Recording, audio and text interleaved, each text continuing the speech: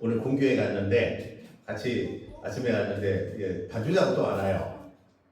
지난주도 안 왔는데 오늘 이번 주 왔는데 갑자기 또 좀 몸이 아파서 또 안 왔어요. 그래서 예배가 막 힘들 줄 알았더니 은혜 충만이었어요.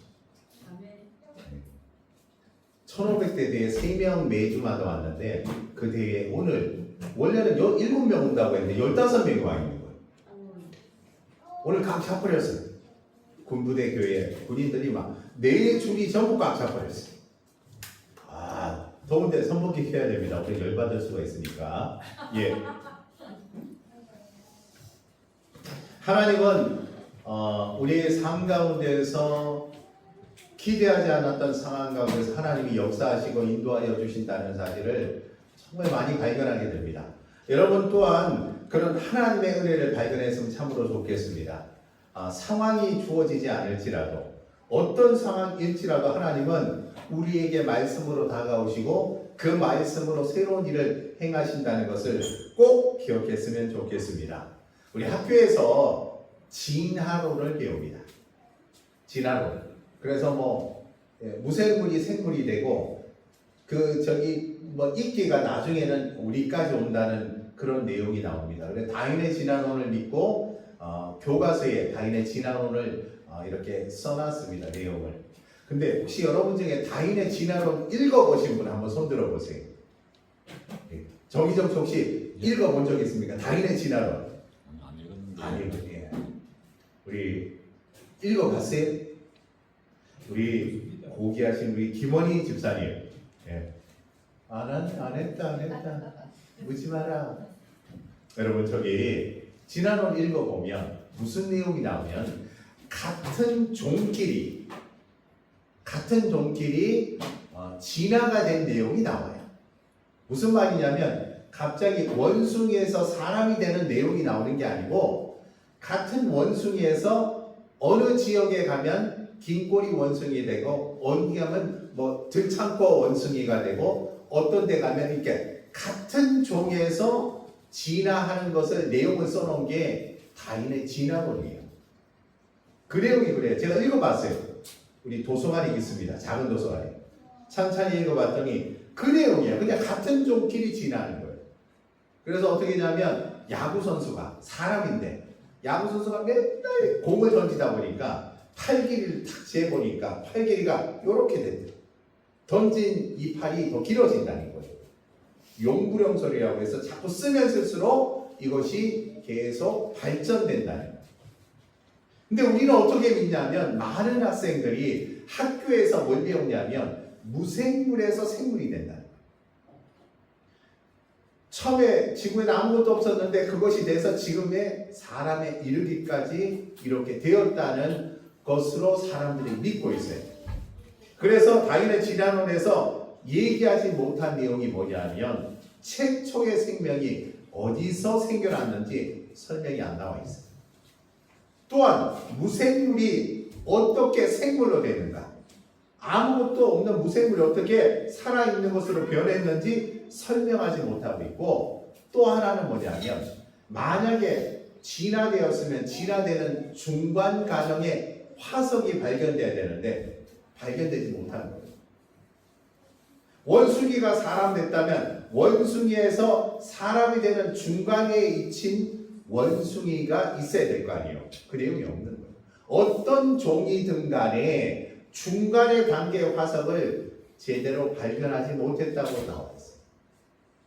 그러니까 증명하기가 너무 어려운 부분이에요. 그 다윈의 진화는 그 내용이 없어요. 근데 사람은 수많은 사람들이 믿고 있는데 뭘 믿냐면 그냥 없는 것에서 있는 것으로 바뀌었대요. 그리고 원숭이가 사람이 됐다는 거예요. 그렇지 않습니다. 창조론은 뭐냐면 하나님께서 말씀하셨는데 창세기 1장 1절에 하나님이 천지를 창조하시니라. 하나님은 천지를 창조하셨대요. 태초에 하나님이 천지를 창조하셨는데 다른 게 아니에요. 하나님이 만물을 만드셨다는 것이 창조론이에요. 그 내용이 구체적으로 요한복음 1장 1절에 이렇게 나와 있습니다. 태초에 말씀이 계십니다. 말씀이 있어요. 태초에. 이 말씀이 하나님과 함께 계셨대. 이 말씀이 하나님과 말씀이 함께 있었대. 이 말씀은 곧 하나님이래. 말씀과 같은 게 하나님인데 이 말씀이 뭐냐? 예수님이에요. 예수님께서 이 땅에 모든 만물을 창조하실 때 관여하셨다는 거예요. 2절에 보면, 세훈아 2절?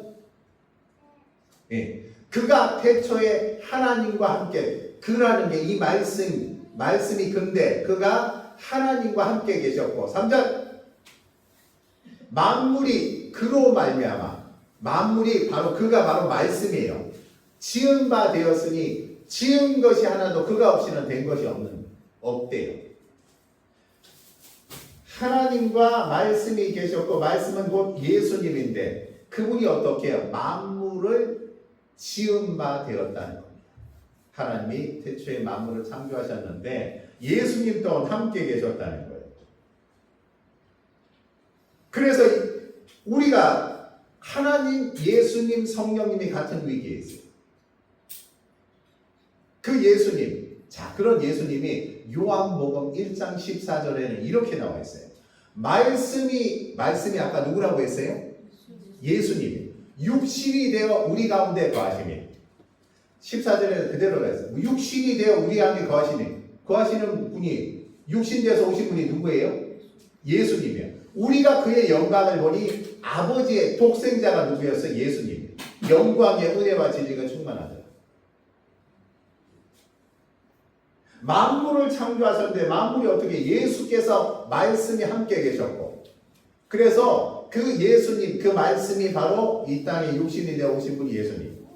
자, 그런데 이 만물을 어떻게 창조했냐면 바로 말씀으로 창조하셨다는 거예요.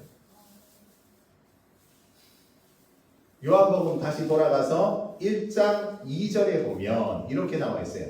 그가 태초에 하나님과 함께 계셨고, 3절에 만물이 그로 말미암아 지은 바 되었다고 했습니다. 봐요. 말씀으로 창조하신 거예요. 하나님은 어떻게 해요? 이 땅의 모든 만물을 말씀으로 창조하셨다는데, 창세기 1장 3절에 이렇게 나와 있습니다. 하나님이 이러시되, 자 봐요. 하나님이 이러신대요. 말로 하신 거예요.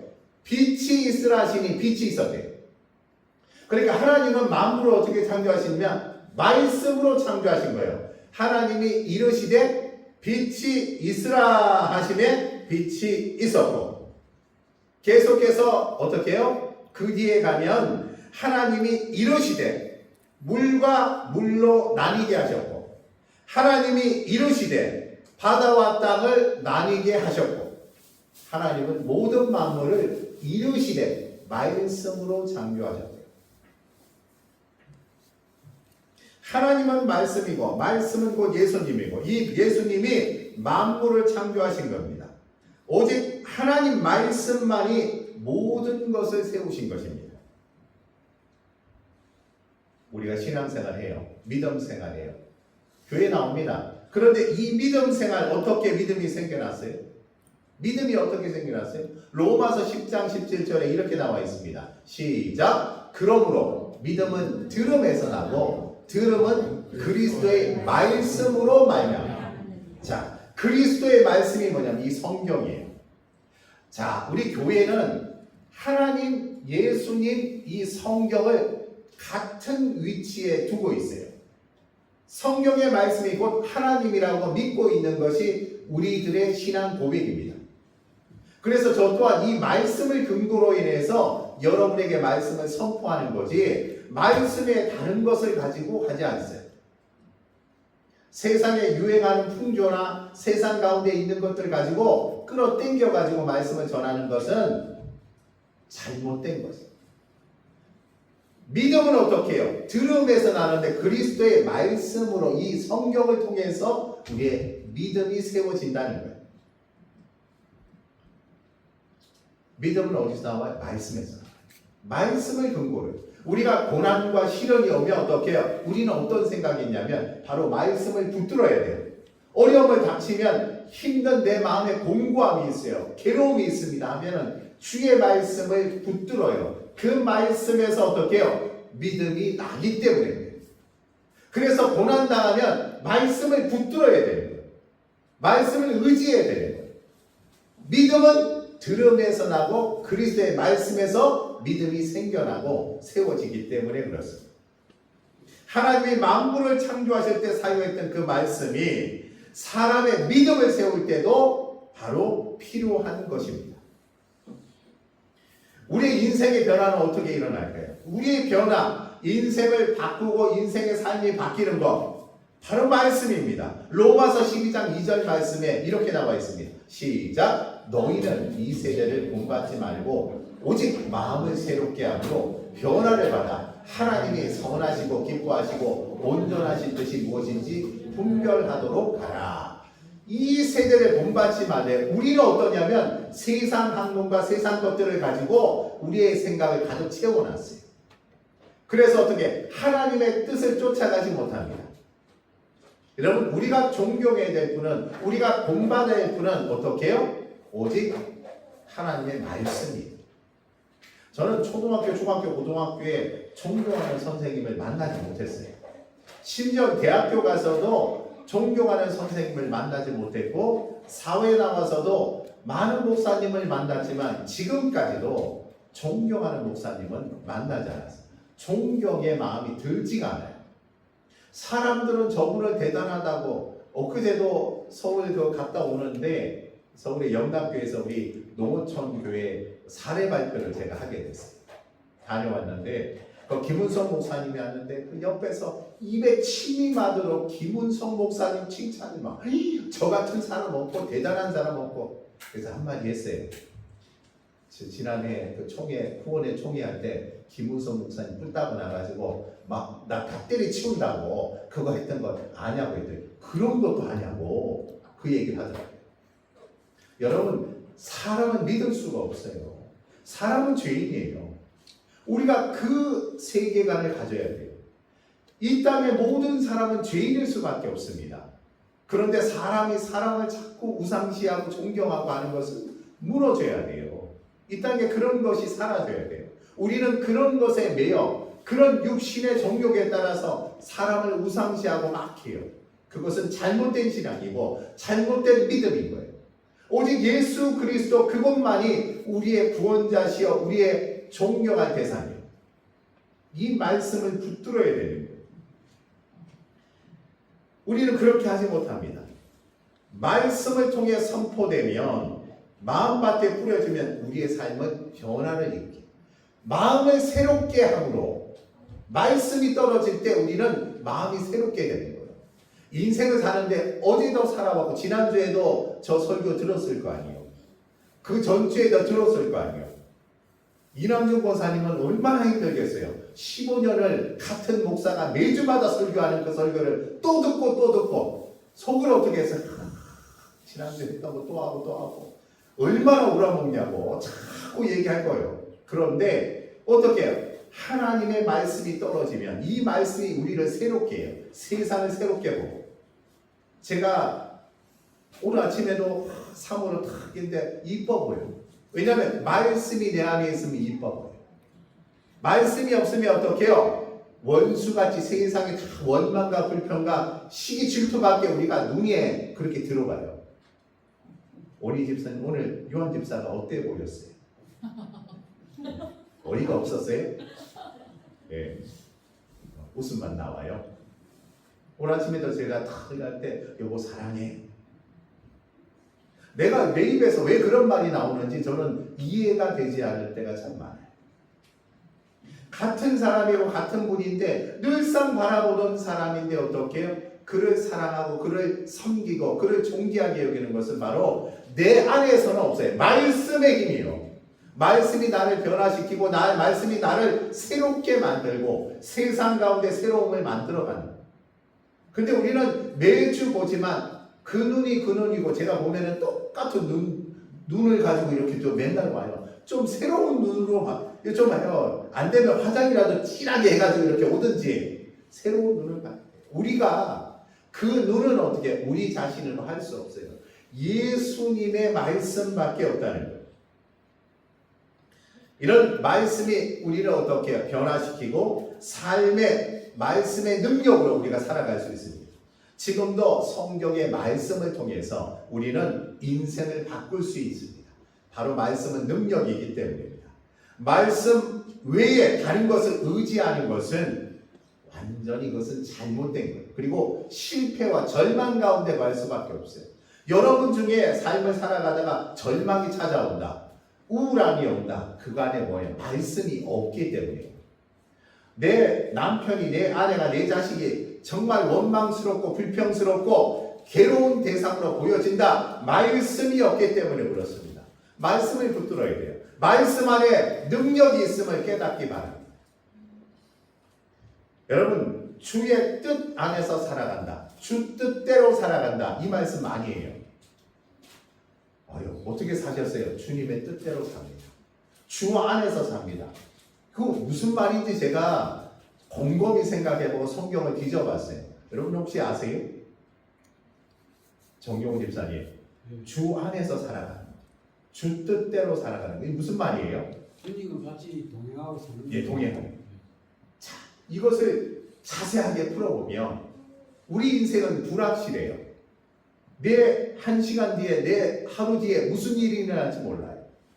엊그제 어느 목사님 얘기하다가 그 오도경 목사라고 제 학교 선배인데, 한해 선배인데, 그 부산에서 이제 교회 하고 있는데, 지난번에 배드민턴 열심히 치고 와가지고 집에 왔는데 기도 중에 어떻게 꼬꾸라져 돌아가신 거, 심장마비요. 엊그제 제가 얘기를 들었어요. 작년에 봤거든. 우연히 어느 세미나 가가지고 안녕하십니까 인사했는데 거기 60대 초반인데 돌아가신 거예요. 우리 인생이 어떻게 돌아갈지 몰라요. 어떻게 되어질지 모릅니다. 이런 불확실한 상황 가운데서 하나님께서 나를 보호하시고 나를 인도하여 주신다는 것을 확신하는 것이 주 안에서 주 뜻대로 사는 거예요. 불확실한 인생이요. 아무것도 놓여지게 내 앞의 길을 몰라요. 내가 어떻게 먹고 마실지를 모르고 내 길이 어떻게 펼쳐질지 모르지만 하나님의 나를 반드시 인도하여 주시고 반드시 나를 보호하여 주신다는 사실을 확신하며 사는 것이 바로 주 안에서 사는 모양이에요. 우리 그렇게 안 해요. 늘 걱정합니다. 먹고 마실 거 걱정합니다. 이후에 뭘 먹을지 뭘 할지 걱정합니다. 그리고 하는 것마다 어렵다, 힘들다, 괴롭다 자꾸 얘기해요. 나 어떻게 살지? 아니요. 하나님이 나를 보호해 주실 거요. 인도하여 주실 거라는 것을 확신해요. 그럼 내 영혼이 잔잔해요.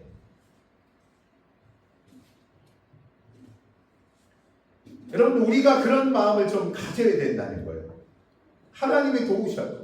그리고 하나님께서 나를 반드시 이 땅에서 승리하게 만든다는 거예요. 그것을 내가 믿고 나가는 겁니다.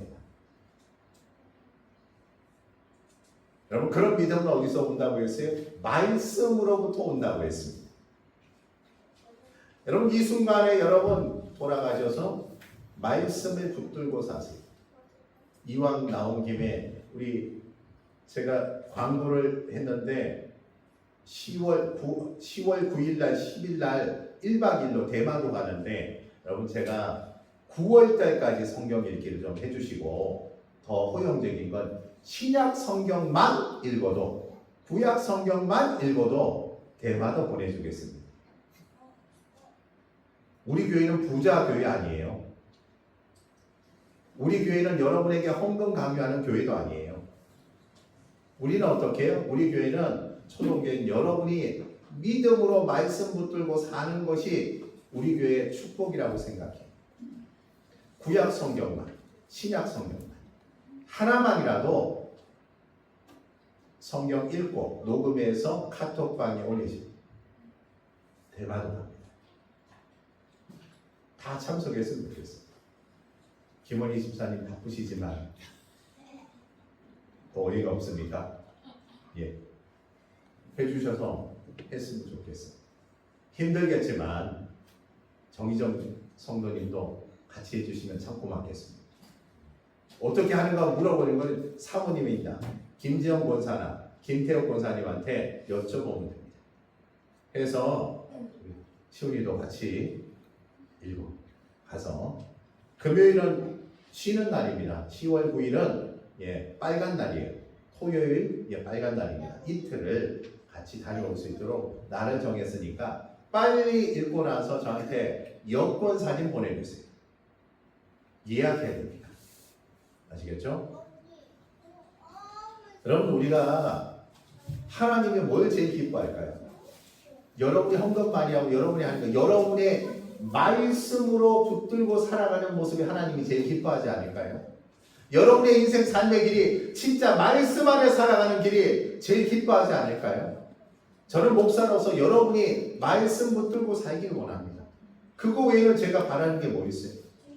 여러분에게 어떻게 뭘 해달라거나 그런 거 없어요. 저는 진짜 목회하면서 정말 말씀으로 변화돼서 자신의 길을, 하나님의 사명 길을 걸어갔으면 좋겠어요. 이영순 전사 봐요. 부족하지만, 연약하지만 하나님은 부족한 사람을 들어서 선자를 부끄럽게 하십니다. 여러분, 뭐 볼품이 있겠어요? 여러분 볼 때 부족한 거예요. 맞아요. 저도 봐도 부족하고 연약해요. 그렇지만 하나님은 어떻게 해요? 하나님을 붙들고 말씀 붙드는 자에게 그렇게 그의 약함을 통해서 들어서 일을 하신다는 거예요. 그걸 보면 어떻게 해요? 나도 해봐야지. 그래, 한번 해봤으면 좋겠어요. 이 삶에 닿을 때까지 저도 그럴 거예요.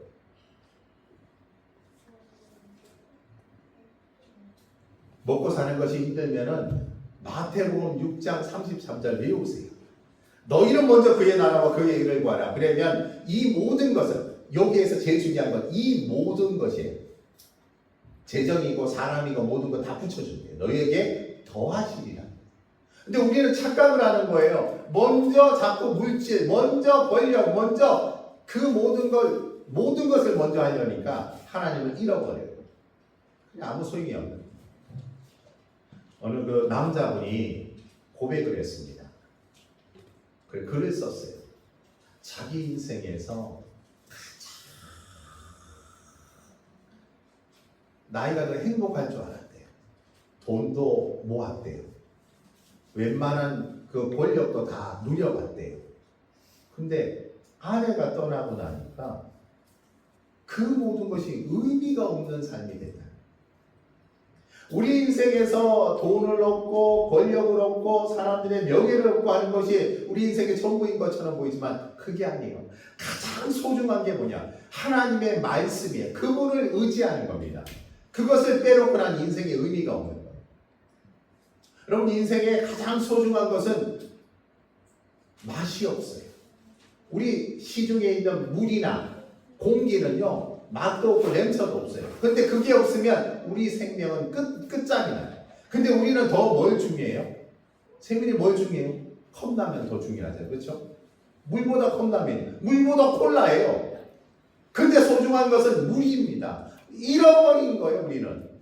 하나님의 신앙생활은 뭐 대단하게 뭐 특성하고 뭐 대단하게 뭐 잘하고 이런 것보다 가장 중요한 건 말씀으로 하루하루를 그냥 맛없이 사는 것이 가장 멋진 거예요. 저 사람 저 뭐 교회 신앙생활 하는가 말 아니에요. 그냥 무색무취로 믿음으로 살고 주님을 붙들고 살아가는 하루하루 삶이 어떻게 해요? 그의 인생의 축복이라는 것을 우리가 꼭 기억했으면 좋겠습니다.